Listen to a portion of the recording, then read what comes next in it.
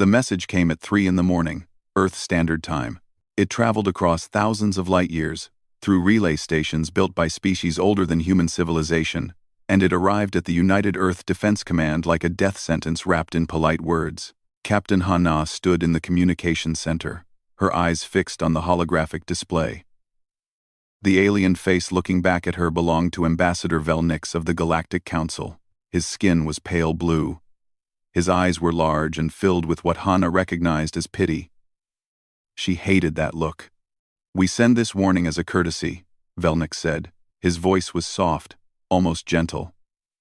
"The Drekkar Dominion has chosen your world as their next target.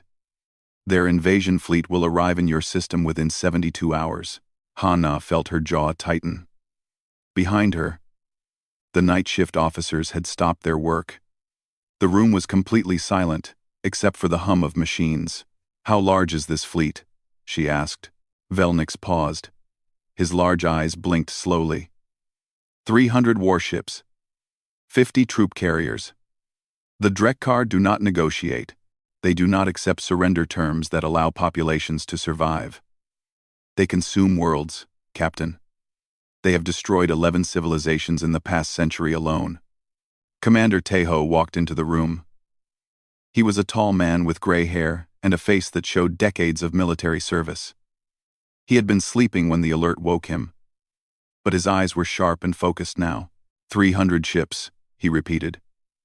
He stood next to Hana and looked at the alien ambassador. "And what does the council plan to do about this?" Velnix shifted uncomfortably. The council has decided that intervention would be too costly. Earth is not a member world. "We have no treaty obligations to defend you, so you called to say goodbye," Tejo said. His voice was flat, without emotion. "We called to give you time," Velnix replied. "Time to evacuate. Time to save what you can. The Council has authorized the opening of refugee corridors. We can accept perhaps 2 million of your people. They would be resettled on colony worlds, given new lives." Ha-Na laughed. It was a short, hard sound that made Velnix flinch. 2 million, she said. "Out of 11 billion. That is very generous, Ambassador."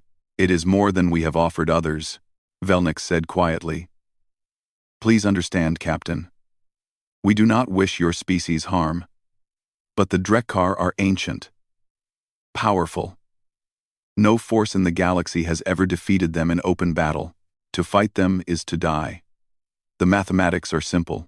Tejo stepped forward. His face was calm, but Hana could see the fire burning in his eyes. She had served under him for 15 years. She knew that look. "Let me explain something to you, Ambassador," Tejo said. "Humans have a very old saying.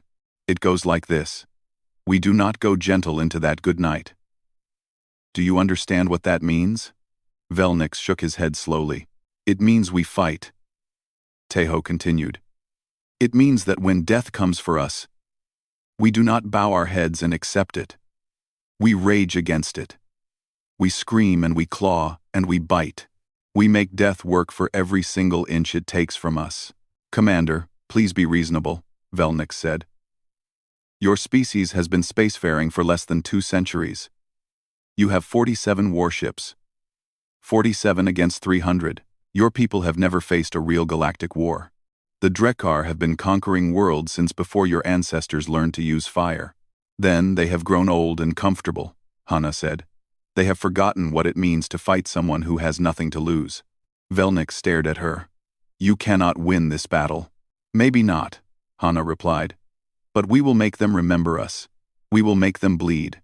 And maybe, just maybe, we will make them afraid." The ambassador was silent for a long moment. When he spoke again, his voice was different, softer, almost sad. "The Council has watched your species for many years," he said. "We have studied your history, your wars, your cruelty to each other. We thought we understood you. We classified you as a violent but primitive species. Dangerous. Perhaps. In time, but not yet. Not ready. And now?" Tejo asked. "Now I wonder if we made a terrible mistake," Velnix said. "Not about you being dangerous. but about you being primitive. There is something in your eyes, Commander. Something I have seen in the eyes of only one other species in all my centuries of service. What species? Hana asked.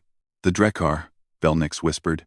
When they first emerged from their home system, before they became conquerors, when they were still hungry, still desperate, still fighting for survival. He paused. That same hunger is in your eyes now. Teho smiled. It was not a pleasant smile. 72 hours, he said. Thank you for the warning, Ambassador. Please tell your council to watch closely. They might learn something. The transmission ended. The holographic display flickered and died. Hana turned to face the room full of officers. They were all looking at her and Teho. Some faces showed fear, others showed anger. A few showed nothing at all except cold determination. You heard the ambassador, Teho said. His voice carried across the room like thunder. We have 72 hours before the enemy arrives. I want every ship ready to fly. I want every weapon loaded. I want every pilot, every soldier, every engineer working around the clock. He walked toward the main tactical display and activated it. A map of Earth's solar system appeared. Glowing blue in the dim room. They think we are weak, Teho continued. They think we are primitive. They think this will be easy. He turned to face his officers. We are going to prove them wrong. We are going to show the galaxy what humanity is made of. Hana stepped forward. Sir, what about the evacuation? The refugee corridors? Teho looked at her. His eyes were hard as stone. We will send the children, he said. The sick, the elderly, those who cannot fight. But everyone else stays. Everyone else fights. He paused. This is our home. And we do not abandon our home. The room erupted into motion. Officers ran to their stations. Communications channels opened across the planet. The word spread like fire through dry grass. The enemy was coming, and humanity would meet them standing. In space, far beyond the orbit of Neptune, the Drekar fleet emerged from hyperspace. 300 ships, each one a mountain of metal and death. They had conquered 11 civilizations. They had never known defeat. They did not know what was waiting for them. They would learn. The Drekar fleet moved through the solar system like a dark cloud spreading across the sky. 300 warships, each one larger than anything humanity had ever built. They passed Jupiter without stopping. They passed Mars without a second glance. Their destination was Earth, and nothing would slow them down. On the bridge of the flagship, War Chief Krondal stood before the main viewing screen. He was massive, even for a Drekar. His gray skin was covered with scars from 100 battles. His eyes were yellow and cold, like the eyes of a predator who had never known fear. Another weak species, he said to his officers. Another easy conquest. The council warned them. I assume? Yes, War Chief, replied his second-in-command, a female named Threkva. They sent a warning 3 days ago. The humans refused to evacuate. Krondal made a sound that might have been a laugh. Refused? How amusing. Perhaps they think their little ships can stop us. They have 47 vessels, War Chief. All positioned in orbit around their planet. 47. Krondal shook his head slowly. This will be over in hours. Begin the broadcast. Let them hear the terms of their surrender. On Earth, Commander Teho stood in the war room, surrounded by screens showing every ship in the human fleet. Captain Hana was beside him, along with the leaders of every major military force on the planet. They had spent 72 hours preparing for this moment. 72 hours of work without sleep. The screens flickered. A new image appeared. The face of Krondal filled every display on Earth. People of Earth, the war chief said.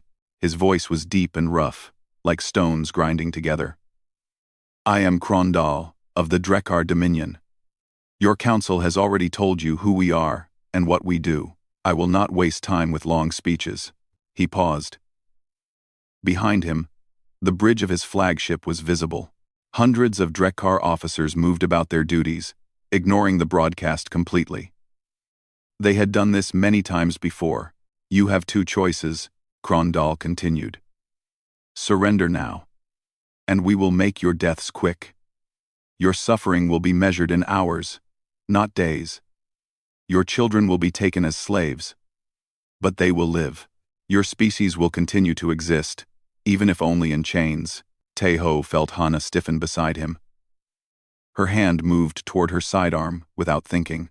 Your second choice is to fight, Krondal said. If you fight, we will destroy you completely. We will burn your cities to ash. We will poison your oceans. We will hunt every last one of your kind across this planet until not a single human remains alive. Your species will become nothing but a memory. And even that memory will fade in time. The war chief leaned forward, his yellow eyes filling the screen. You have 1 hour to decide. Choose wisely, little creatures. Choose to live, even if that life is in service to us. The alternative is extinction. The broadcast ended. The screens returned to their normal displays. For a moment, the war room was completely silent. Then Taeho began to laugh. The officers around him stared. Some looked worried. Others looked confused. But Taeho kept laughing. A deep sound that echoed off the walls. Sir? Hana said carefully.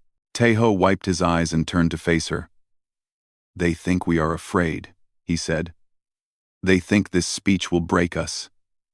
They have no idea what they are dealing with. He walked to the central command console and opened a channel to every ship in the fleet. This is Commander Taeho to all vessels, he said.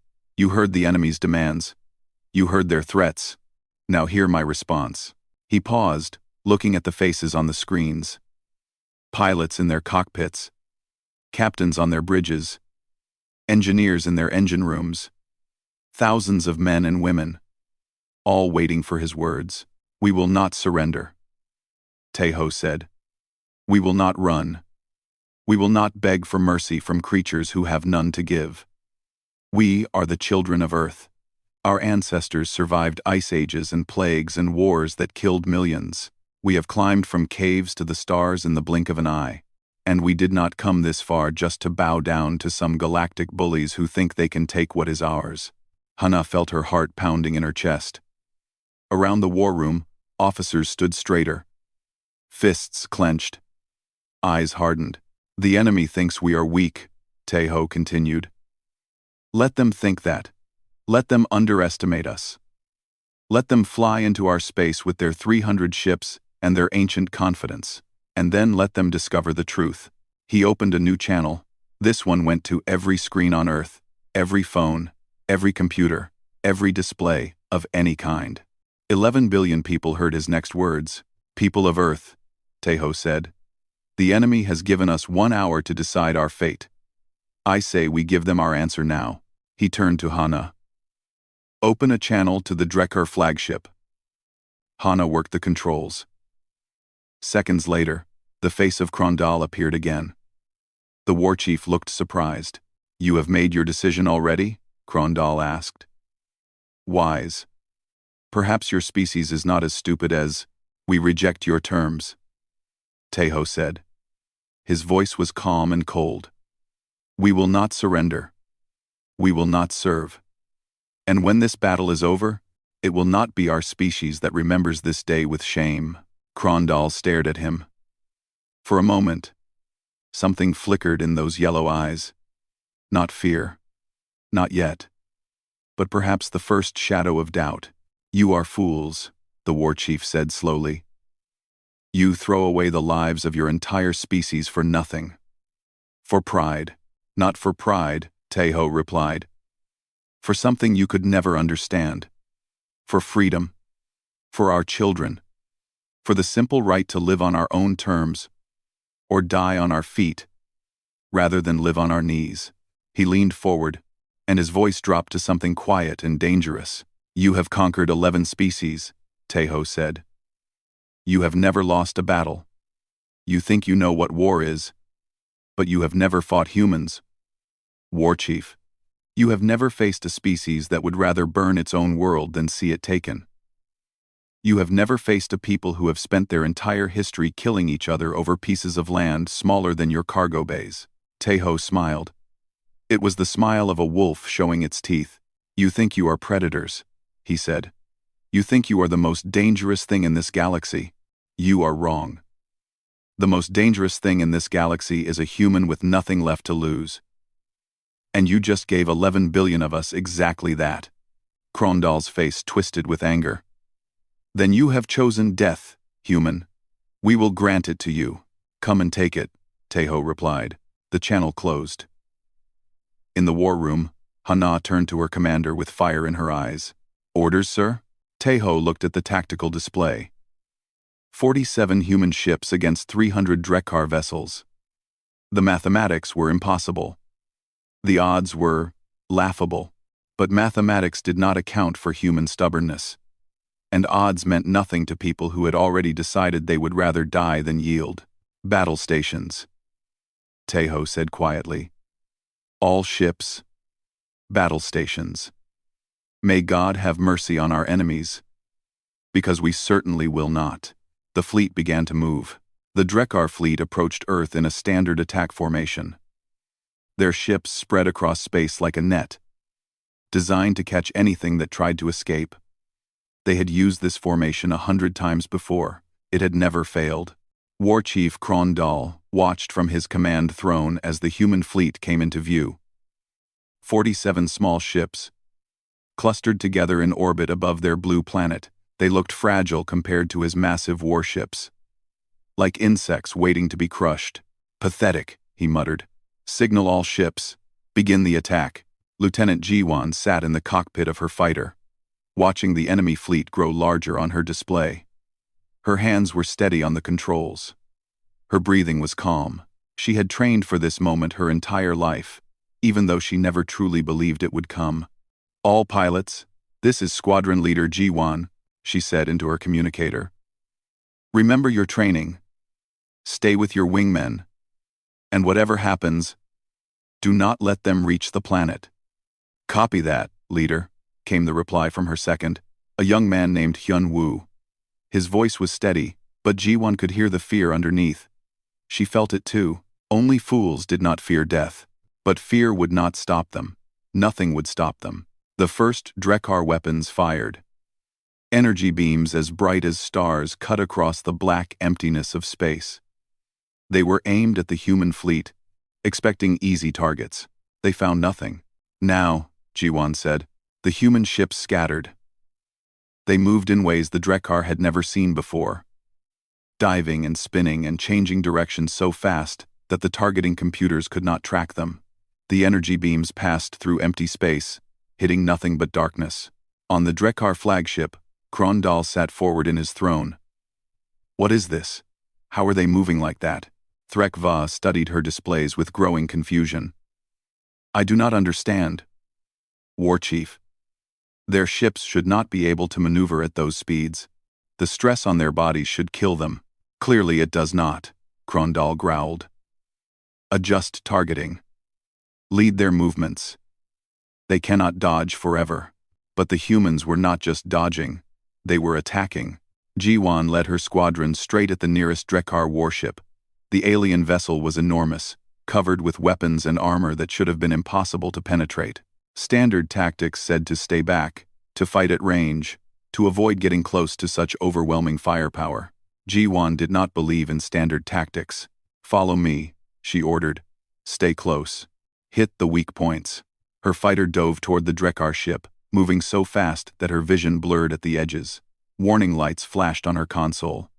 Her body screamed in protest as the acceleration pushed her deep into her seat, but she did not slow down. At the last possible moment, she fired. The missile she launched was small, almost insignificant compared to the massive Drekar weapons. But it hit exactly where she aimed. At a junction between two armor plates, where the shield generators were exposed. The explosion was beautiful. Fire bloomed across the side of the Drekar ship. Secondary explosions followed as the damage spread through the vessel's internal systems. Within seconds, the warship was burning from the inside out. First kill, Hyunwoo shouted over the communicator. Jiwan got first kill, but there was no time to celebrate. 299 ships remained. And now the Drekar were angry. Commander Taeho watched the battle from the war room on Earth. His eyes moved across the displays, tracking every ship, every missile, every explosion. The fight was brutal. Human ships were dying, but for every human vessel destroyed, 2 Drekkar ships burned. They did not expect this, Hana said beside him. Her voice held a fierce pride. They thought we would line up and let them shoot us. They have never fought humans before, Taeho replied. They do not understand what we are. On the Drekkar flagship, Krondal was beginning to understand, and understanding brought fear. This is not possible, he said. His voice was quiet, almost a whisper. They are dying, but they do not stop. They do not retreat. They keep coming. A human ship, badly damaged and leaking atmosphere, flew directly at a Drekkar cruiser. It should have been trying to escape. It should have been begging for mercy. Instead, it accelerated to maximum speed and crashed into the enemy vessel with all weapons firing. Both ships exploded in a ball of fire that lit up the darkness. They used their own ships as weapons, Threkva said. Her blue face had gone pale. They sacrificed themselves without hesitation. What kind of species does this? A dangerous one, Krondal replied. He gripped the arms of his throne so hard that his claws left marks in the metal. Much more dangerous than we believed. Jiwan pulled her fighter through a tight turn, barely avoiding a beam that would have vaporized her. Her squadron had lost 4 ships already. Hyun-woo was still with her, his fighter flying close to her wing. Leader, we are running low on missiles, he reported. What do we do when we run out? We use our guns, Jiwan replied. And when we run out of bullets, we use our ships. And when our ships are broken, we use our hands. There was silence on the communicator. Then Hyun-woo laughed. It was a wild sound, full of something between terror and joy. I always knew you were crazy, he said. I am glad I am crazy with you. They dove back into the battle. The fight lasted for hours. Human ships fell one by one, their crews dying without surrender. But for every human death, the Drekkar paid a price they had never paid before. Ships that had conquered worlds were torn apart by missiles no larger than a human arm. Warriors who had never known defeat found themselves outmaneuvered by pilots who flew like they did not care about death, because they did not care. They had already accepted death, and that acceptance made them free. By the 5th hour of battle, the Drekkar had lost 80 ships, 80 warships, destroyed by a species they had expected to crush in minutes. The human fleet was down to 18 vessels, but those 18 fought harder than ever. On the flagship, Krondal made a decision. Signal the fleet, he said. His voice was heavy with something he had never felt before. Doubt. Pull back. Regroup. We need to reconsider our approach. Threkva stared at him. War Chief? You want to retreat? I want to survive, Krondal snapped. Look at them, Threkva. Look at how they fight. They are not defending their planet. They are hunting us. Every ship they destroy makes them stronger. Every death makes them angrier. He paused. I have fought many species. I have never seen anything like this. The Drekkar fleet began to pull back, moving away from Earth. On the planet below, sirens still wailed. People still hid in shelters. But in the war room, Taeho allowed himself a small smile. They are retreating, Hana said. She sounded like she could not believe her own words. The Drekkar are retreating. Not retreating, Taeho corrected her. Regrouping. They will come back. But now they know the truth. What truth? Taeho looked at the display, watching the enemy ships pull away. His smile grew wider, harder, more dangerous. That humanity does not die easily, he said, and that some prey bites back. In her cockpit, Jiwan watched the Drekkar retreat. Her fighter was damaged. Her body was exhausted. But her spirit burned brighter than any star. This is not over, she whispered to herself. But now they know. Now they know what we are.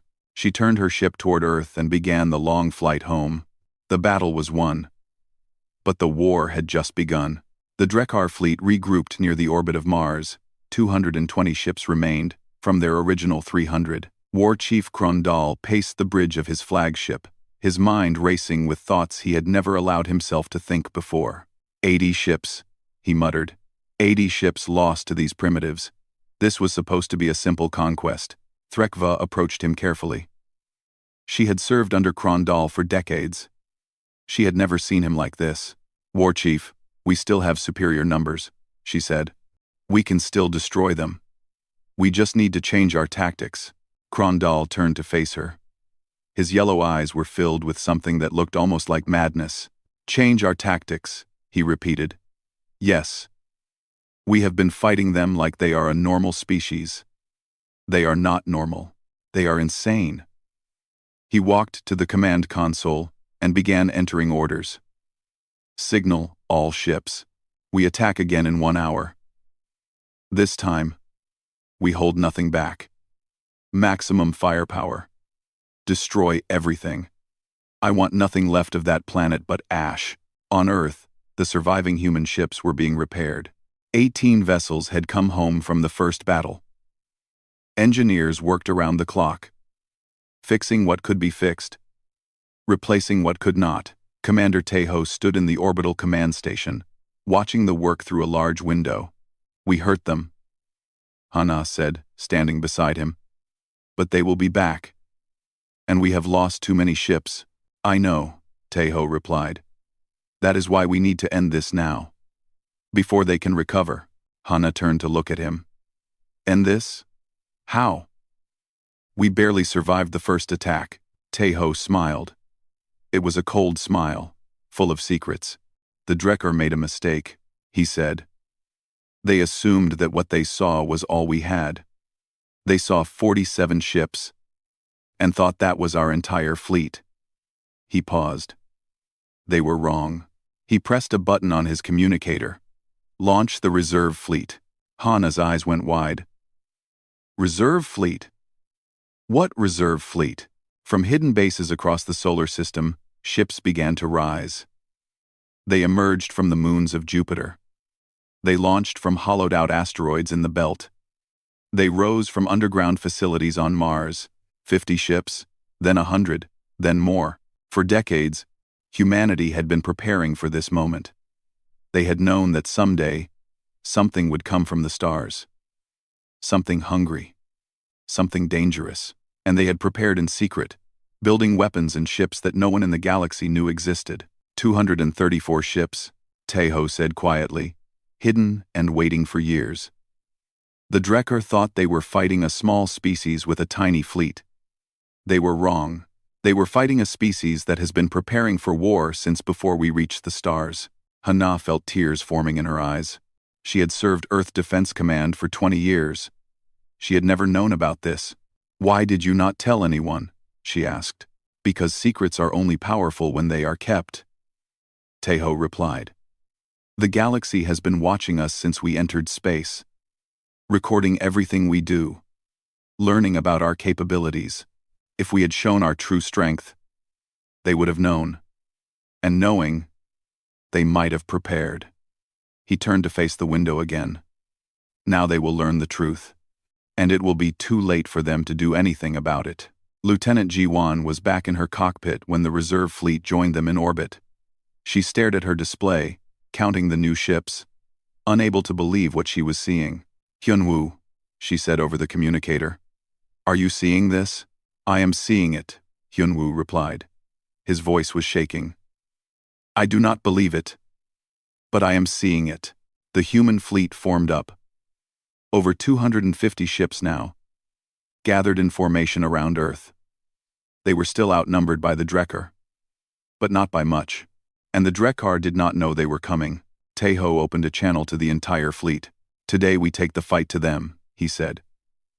Today we do not wait for them to attack. Today we hunt. Follow my orders. Trust your training. And remember what we are fighting for. The fleet moved outward, toward Mars, toward the waiting Drekkar. Krondal was studying battle plans when his tactical officer screamed, War Chief, enemy ships approaching. Many enemy ships. Krondal spun toward the display. What he saw made his blood freeze in his veins. The human fleet was coming. Not the 18 ships that had survived the first battle. Not the 47 ships they had first counted. Over 200 ships, spreading across space like a wave of death. Impossible, he whispered. This is impossible. Where did they come from? But there was no time for questions. The human fleet opened fire. The battle was nothing like the first engagement. This time, the humans were not defending. They were attacking with a fury that the Drekar had never faced before. Ships moved in perfect coordination, striking from multiple angles at once. Missiles flew in waves, overwhelming point defense systems. Energy weapons cut through shields that should have held. The Drekar fought back, but their confidence was gone. They had come expecting easy prey. They had found something else entirely. Something that hunted them with cold precision and burning rage. Jiwan led her squadron against the Drekar flagship itself. The massive vessel was heavily defended, surrounded by escort ships. But Jiwan did not care. She had a mission. All fighters, follow me, she ordered. We take down the flagship. We cut off the head. Her fighters dove through a storm of defensive fire. Ships exploded around her. Hyunwoo's fighter was hit, spinning out of control, but he ejected safely before it blew apart. Jiwan kept flying, kept firing, kept pushing forward. She reached the flagship's hull and launched everything she had left. Missiles slammed into the ship's command section, tearing through armor and metal. Secondary explosions followed, spreading through the vessel like fire through dry wood. On the bridge, Krondal felt his ship dying around him. Alarms screamed, fires burned. His officers were running, trying to save themselves. But there was nowhere to run. He opened a communication channel with shaking hands. "Human commander," he said. His voice was weak, desperate. "Please, stop this. We surrender. We will leave your system. We will never return. Just let us go." Taeho's face appeared on his screen. The human's eyes were cold as ice. "You came to our home," Taeho said slowly. "You threatened to kill our children. You promised to burn our world to ash. And now you ask for mercy? Please," Krondal begged. "We were wrong. We did not understand what you were. Let us go, and we will tell the galaxy to never trouble Earth again." Taeho was silent for a long moment. Then he smiled. And that smile was the most terrifying thing Krondal had ever seen. "You will tell the galaxy nothing," Taeho said, "because none of you are leaving this system alive. You wanted extinction? You will have it, just not the way you planned." The channel closed. Krondal screamed as his flagship tore itself apart around him. Hana opened a broadcast across every galactic communication network. Every species in the galaxy saw what happened next. They watched as the Drekar fleet, the unconquerable Drekar fleet, was destroyed ship by ship. They watched as the species that had terrorized the galaxy for centuries was wiped out by a species they had barely noticed before. They watched as humanity showed its true face, and they were afraid. The battle ended 3 hours later. Of the 300 Drekar ships that had entered the solar system, not a single one escaped. The galaxy watched in stunned silence as Earth sent a simple message: "We do not start wars, but we finish them. Remember that." On Earth, people came out of their shelters to look up at the sky. They did not see the battle directly, but they could see the flashes of light as the last Drekar ships exploded. And they knew they had won. Humanity had won. 3 days after the battle, Ambassador Velenix stood before the full assembly of the Galactic Council. The chamber was vast, filled with representatives from over 500 species. Every seat was occupied. Every eye was focused on the central display screen. The screen showed Earth, the blue planet, still turning peacefully in the darkness of space. The planet that had just done the impossible. "Honored council members," Velnix began. His voice trembled slightly. "What we witnessed 3 days ago will change the galaxy forever. The Drekar Dominion, the greatest military power in known space, has been completely destroyed. Not a single ship escaped. Not a single warrior survived." Murmurs spread through the chamber. Representatives whispered to each other in 100 different languages. Fear was visible on every face. The humans did not just defeat the Drekar, Velnix continued. They annihilated them. They showed no mercy. They accepted no surrender. They hunted the Drekar fleet to the last ship and destroyed it utterly. The High Speaker of the Council, an ancient being named Korath, raised one of his many limbs for silence. Ambassador Velnix, he said. His voice was deep and heavy with age. You spoke with the humans before the battle. You warned them. What was their response? Velnix closed his eyes for a moment, remembering. They refused to evacuate. They refused to surrender. Their commander told me that humans do not go gentle into death. He said they would rage against it. And so they did, Korath said quietly. So they did. Another representative stood up. She was from a species called the Velrath, known for their careful observation of other civilizations. We have studied the humans since they entered space, she said. We classified them as a young and primitive species. Violent, yes, but no more violent than dozens of others. We believed they posed no significant threat to the established order. She paused and looked around the chamber. We were completely wrong. The screen changed. Now it showed footage from the battle. Human ships diving toward Drekar vessels with suicidal courage.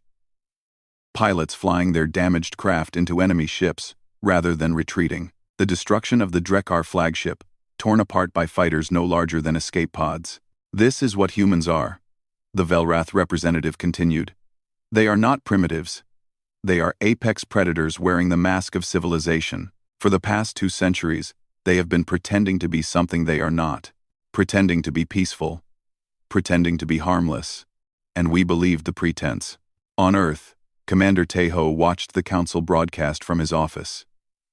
Hana sat across from him, her face showing exhaustion from the past days of work. They are afraid of us now, she said. The entire galaxy is afraid. Good, Teho replied. Fear is a better protection than any weapon. As long as they fear us, they will leave us alone. Is that really what we want? Hana asked. To be feared by everyone? To be feared by everyone? Teho was silent for a long moment. When he spoke, his voice was softer than before. We want to be left in peace, he said. We want to raise our children and build our cities and look up at the stars without worrying about invasion fleets. If fear gives us that peace, then fear is a price I am willing to pay. In orbit, Lieutenant Jiwan floated in the observation deck of the orbital station. She stared out at the stars, thinking about the friends she had lost. Hyunwoo was recovering in the medical bay, his body broken but alive. Many others were not so lucky. A young pilot approached her. His name was Da-won, and he had been one of the reserve fleet pilots. His face showed the same look that Jiwan saw in her own mirror. The look of someone who had seen too much death too quickly. Lieutenant, Da-won said. Is it over? Are we safe now? Jiwan turned to look at him. He was young, barely 20 years old. He reminded her of herself before the battle. For now, she said. The Drekar are gone. But the galaxy is vast, and there will always be something else out there. Something hungry, something dangerous. Then what do we do? Da-won asked. Jiwan smiled. It was a tired smile, but genuine. We stay ready, she said. We stay strong, and we remember what we learned from this battle. We are not just a species trying to survive in a dangerous galaxy. We are the danger. And anyone who forgets that will learn the same lesson the Drekar learned. She turned back to the stars. We are human, she said quietly. And that is enough. In the council chamber, the debate continued for hours. Species that had ignored humanity for centuries now spoke of them with fear and respect. Some called for isolation, for building barriers around Earth's solar system. Others called for alliance, for bringing humanity into the council as full members. Finally, High Speaker Korath called for silence. We have discussed enough, he said. Now, we must decide. What is our official assessment of humanity? Ambassador Velnix stood again. He had been thinking about this moment since the battle ended. He had prepared a statement, Written and rewritten 100 times. Honored Council, he said. I have been asked what humanity is. I have struggled with this question. Are they heroes who saved themselves from extinction? Are they monsters who showed no mercy to their enemies? Are they both? He paused, gathering his thoughts. I believe they are something we have never seen before. They are a species that carries both light and darkness in equal measure. They can create art that moves the soul and weapons that shatter worlds. They can show kindness to strangers and terrible cruelty to enemies. They are capable of everything and afraid of nothing. He looked around the chamber, meeting the eyes of 100 different species. My recommendation is simple. We should not ignore humanity. We should not fear them. We should respect them. We should offer them friendship and trade and partnership. And we should pray that they accept. And if they do not? Koroth asked. Velnik smiled grimly. Then we should stay very, very far away from them. Because the one thing we have learned from this battle is clear. Humanity does not lose. They may bend, they may bleed, but they do not break, and anyone who threatens what they love will discover exactly how dangerous a species can be when it has nothing left to lose. The council voted. The decision was unanimous. Earth would be offered full membership in the Galactic Council. Trade agreements would be proposed. Diplomatic missions would be sent. The galaxy had found a new power. A species that had been hiding in plain sight, building its strength in secret, waiting for the moment when it would need to show its true face. That moment had come, and the galaxy would never be the same. On Earth, people celebrated in the streets. They had faced extinction and survived. They had proven themselves to the galaxy. They had earned their place among the stars. Commander Tejo watched the celebrations from his window. Hana stood beside him, as she always did. We did it, she said. We actually did it. We did, Tejo agreed. He watched the happy crowds below. The fireworks in the sky. The faces of people who had learned they would live to see another day. But this is just the beginning. The galaxy knows about us now. They will watch everything we do. Every choice we make. Every word we speak. That is a lot of pressure, Hana said. Tejo nodded.